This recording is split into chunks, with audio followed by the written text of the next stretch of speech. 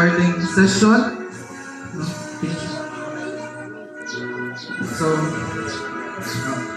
So for perfect attendance award, let's give this award to Atasha Jaire Solina.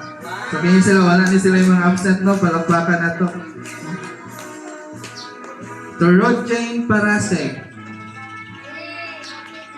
Rodji Parasek. Rowan Parasek Jr. Rowan Parasek Jr. Wala pala sino. So si G.F. Valenzuela, Eva Castillo, and Isaiah Zamira. So absent sila yan. Tulog po ang mga yata.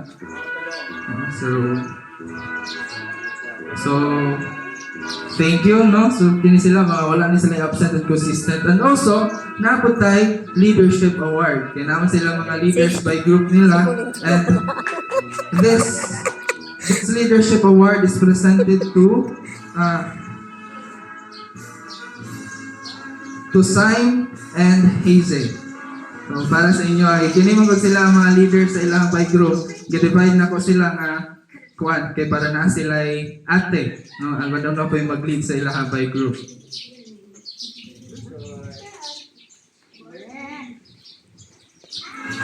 The next one is this. The last awarding is the most artistic award.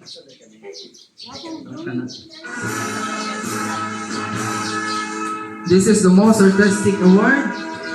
Most artistic award is awarded to Atasha Jaire Solina, Eva Castillo, o ang duha ka kumigod, wala man dali ang duha ka kumigod, no? So si Atasha lang ang naa. So, and the last awarding, napaday last, is the first and second runner-up. Palagin sa kayo na daog na grupo.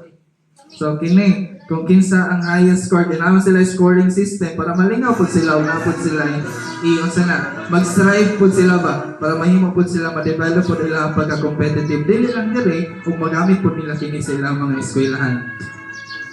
And let's first announce the second runner-up. No? Amo na lang bahala tunga-tungaan ni. The second runner-up is awarded to apelido ni King Dixon, to the group Solomon.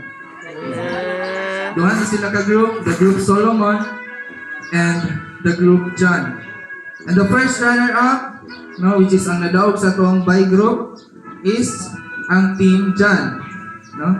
So who's the leader of Team John?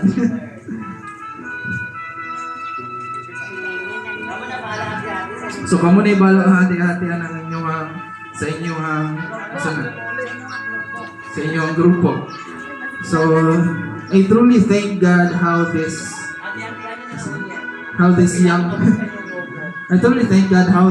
young people grow in the Lord.